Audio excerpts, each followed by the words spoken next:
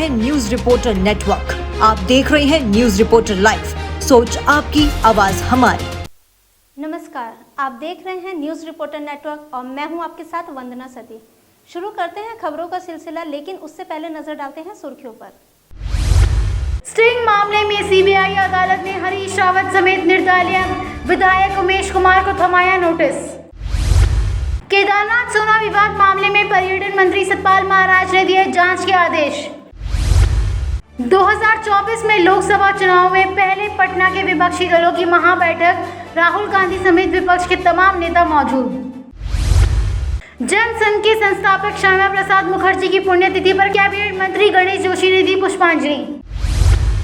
अब खबरें विस्तार से। 2024 के लोकसभा चुनाव में भाजपा से मुकाबले के लिए संयुक्त रणनीति बनाने के लिए बिहार के पटना में आज विपक्षी दल के नेताओं की बैठक हुई।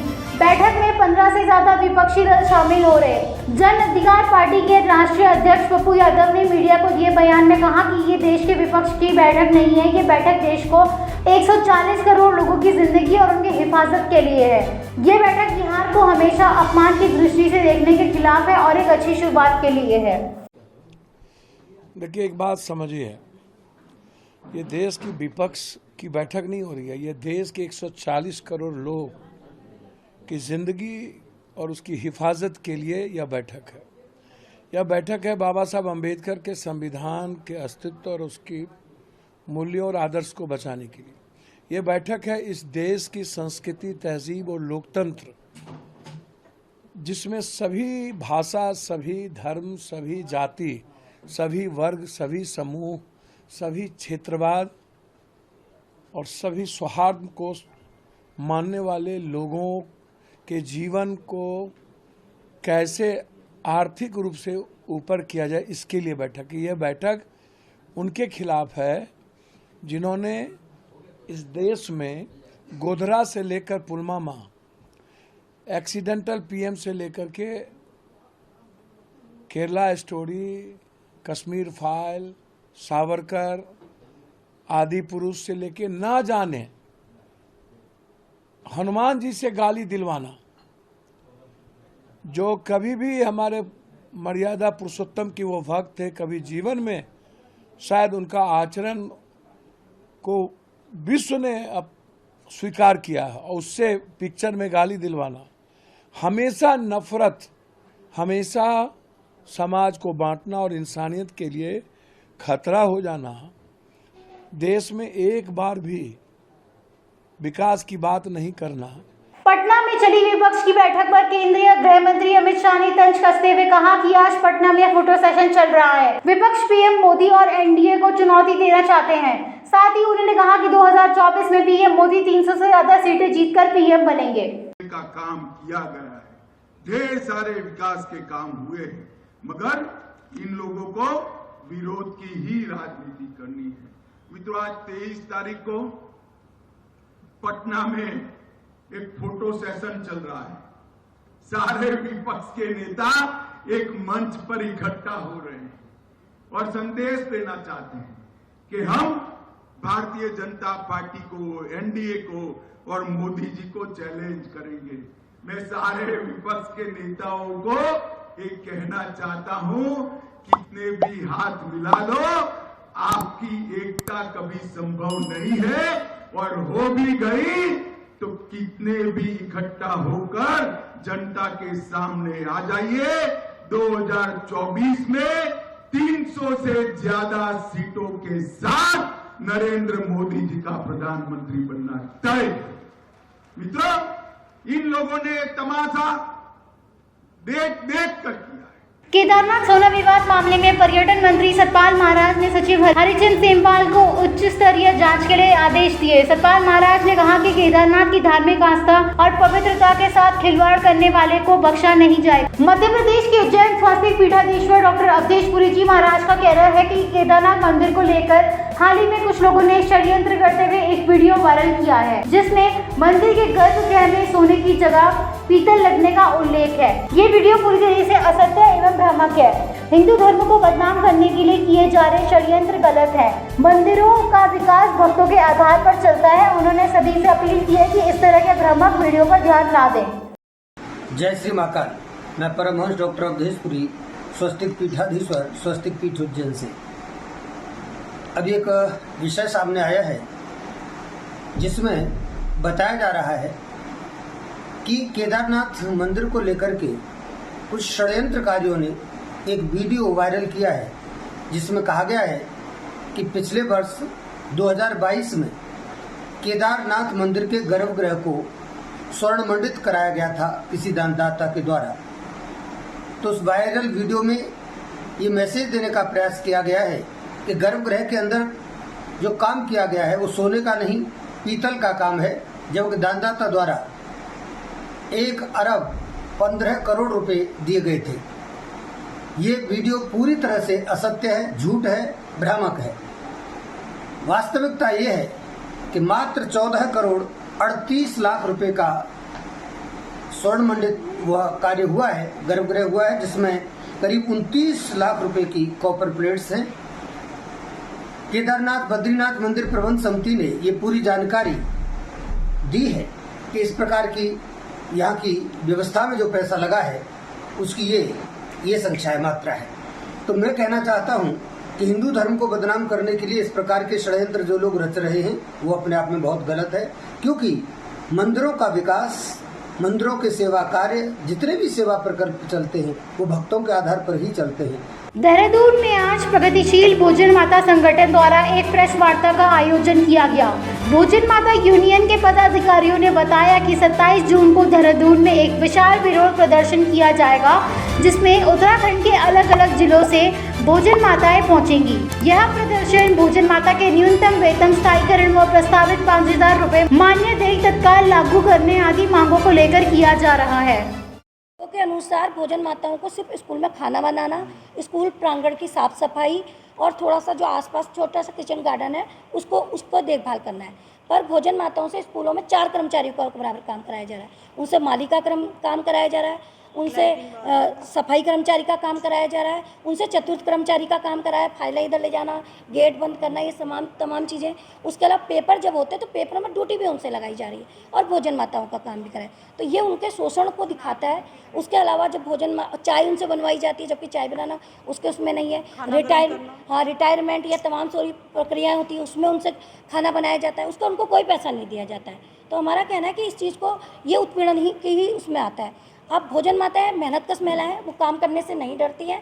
हमारा कहना है कि हम सारा काम करेंगे, पर बात यह है कि हमारे काम का हमें सही दाम मिलना चाहिए, यानी कि हमें चतुर्थ कर्मचारी का दर्जा दिया जाए और साथ ही हमारा जो न्यूनतम वेतन हम लोगों को मिलना चाहिए वो मिले, तो हम सारे काम करेंगे। देहरादून में राजपुर रोड स्थित मुखर्जी पार्क में कैबिनेट मंत्री गणेश जोशी ने भारतीय जनसंघ के संस्थापक और राजनीतिक चिंतन डॉक्टर श्यामा प्रसाद मुखर्जी के बलिदान दिवस पर आयोजित पुष्पांजलि एवं गोष्ठी कार्यक्रम में प्रतिभाग किया। गोष्ठी से पहले मंत्री ने उनके चित्र पर पुष्प अर्पित किए। इस अवसर पर मंत्री गणेश जोशी ने कहा कि डॉक्टर श्यामा प्रसाद मुखर्जी का पूरा जीवन राष्ट्र की एकता और अखंडता को समर्पित रहा। वे अपने सिद्धांतों पे कभी पीछे नहीं हटे। उनका राजनीति और शिक्षा के क्षेत्र में उनका अहम योगदान रहा। जब पहली बार जनसंघ की स्थापना हुई तो भारतीय जनता पार्टी की 3 सीट थी, 2 नहीं थी, और उसकी स्थापना का श्रेय जाता है तो स्वर्गीय श्यामा प्रसाद मुखर्जी को जाता है, क्योंकि उन्होंने सिद्धांतों से कभी समझौता नहीं किया। वो नेहरू मंत्रिमंडल में उद्योग मंत्री जैसे भारी भरकम मंत्रालय उनके पास था, लेकिन उन्होंने इस्तीफा देना मंजूर किया, क्योंकि उन्होंने कहा था लोकसभा के अंदर कि एक देश के अंदर 2 विधान, एक देश में 2 निशान, एक देश में 2 प्रधान नहीं चलेंगे, क्योंकि उस समय जम्मू कश्मीर के अंदर वहाँ का अलग झंडा लगता था, वहाँ के मुख्यमंत्री को भी प्रधानमंत्री कहा जाता था। उन्होंने इसका, और वहाँ के लिए अलग कानून था, धारा 370 वहाँ पर लगी हुई थी, जिसको आज मोदी जी ने समाप्त किया। 2016 के स्टिंग मामले में सीबीआई अदालत ने पूर्व सीएम हरीश रावत, कांग्रेस विधायक मदन सिंह बिष्ट, डॉक्टर हरक सिंह रावत और निर्दलीय विधायक उमेश कुमार को नोटिस जारी किया है। सीबीआई ने इनके वॉइस सैंपल लेने की मांग की थी, जिसे विशेष न्यायाधीश धर्मेंद्र अधिकारी ने स्वीकारते हुए नोटिस जारी किया है। इसके पहले 8 जून को भी नोटिस जारी किया गया था, लेकिन उस पर किसी तरह की कार्रवाई नहीं की गई, इसलिए कोर्ट की ओर से दोबारा नोटिस जारी किया गया है। अदालत की ओर से जारी नोटिस पर निर्दलीय विधायक उमेश कुमार ने मीडिया से कहा उनको कोर्ट या सीबीआई की तरफ से फिलहाल कोई नोटिस नहीं आया है। अगर भविष्य में नोटिस आता है तो वह उनकी पूरी मदद करेंगे। कोई नोटिस नहीं प्राप्त हुआ है और मामला बहुत पुराना है, क्योंकि 2016 का मामला है और अभी तक इसके संबंध में ना तो किस न्यायालय से और ना सीबीआई से कहीं से भी कोई पत्र प्राप्त नहीं हुआ है। लेकिन जैसे भी प्राप्त होगा और जो भी कानून संबद्ध जो भी कार्रवाई होगी उसमें सहयोग करेंगे। देखिए, ये तो मुझे जानकारी नहीं है, क्योंकि विवेचना जारी है। उसमें क्या हुआ है क्या नहीं हुआ वो तो जब पता लगेगा, जब उसके संबंध में सीबीआई अवगत कराएगी। अभी मेरे संज्ञान में कोई मामला नहीं है। रुड़की के बैलेट गांव में हो रहे बवाल को लेकर कांग्रेस का डायरेक्शन आज मुख्यमंत्री पुष्कर सिंह धामी से मिला। गौरतलब है कि बैलेट गांव में एक युवक की मौत हो गई थी, जिसके बाद पुलिस और गांव वालों के बीच झड़प हो गई थी। पूर्व मुख्यमंत्री हरीश रावत, कांग्रेस अध्यक्ष करण मेहरा समेत कांग्रेस के विधायकों ने आज मुख्यमंत्री आवास में रुड़की मामले को लेकर सीएम धामी से मुलाकात की और दोषियों पर कार्रवाई करने की मांग की। देखिए,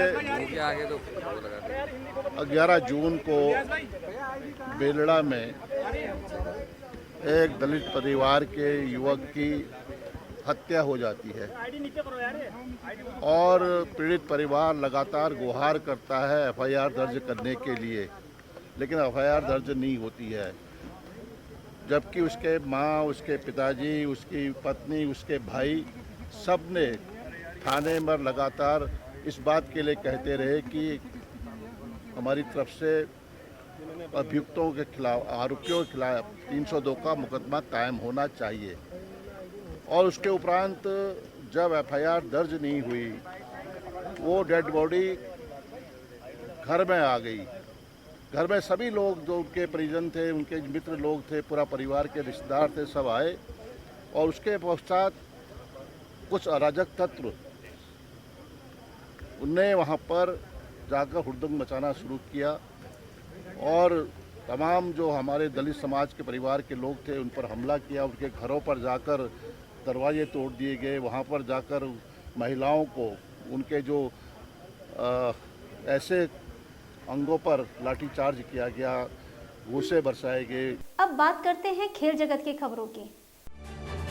एशियंस 2023 के पहले टेस्ट मैच में इंग्लैंड को ऑस्ट्रेलिया के खिलाफ एजबेस्टन के मैदान पर 2 विकेट से शिकस्त झेलनी पड़ी। इंग्लैंड की इस हार के बाद टीम के दिग्गज तेज गेंदबाज जेम्स एडरसन ने एजबेस्टन के पिच पर तीखा हमला बोला।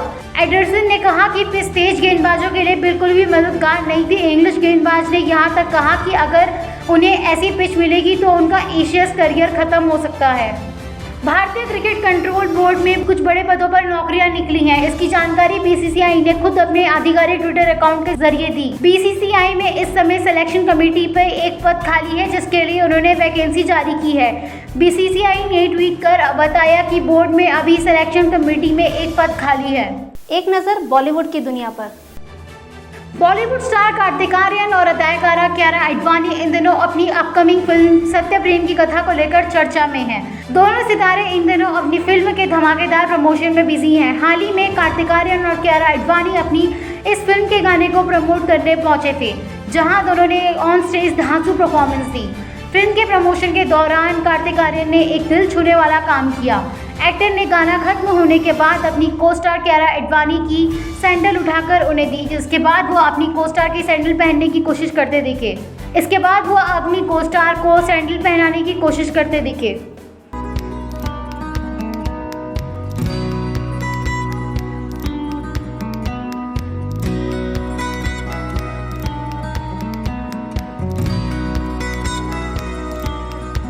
शहनाज गिल ने हाल ही में दुबई में अपने फैंस के लिए परफॉर्म किया। शहनाज ने अपने इंस्टाग्राम अकाउंट पर सोल्ड आउट परफॉर्मेंस का एक वीडियो पोस्ट किया। हालांकि सभी का ध्यान इस बात पर था कि परफॉर्मेंस के वक्त शहनाज स्टेज पर किस तरह बैठी थी। इंटरनेट उपयोगकर्ताओं ने जमीन से जुड़े होने के लिए उनकी प्रशंसा की और पोस्ट पर टिप्पणियां छोड़ने के लिए लाल दिल वाले इमोटिकॉन का उपयोग किया।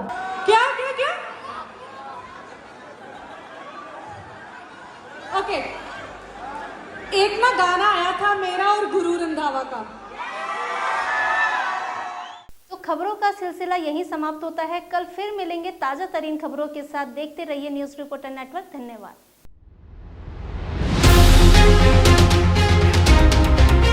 ये है न्यूज रिपोर्टर नेटवर्क। आप देख रहे हैं न्यूज रिपोर्टर लाइव। सोच आपकी, आवाज हमारी।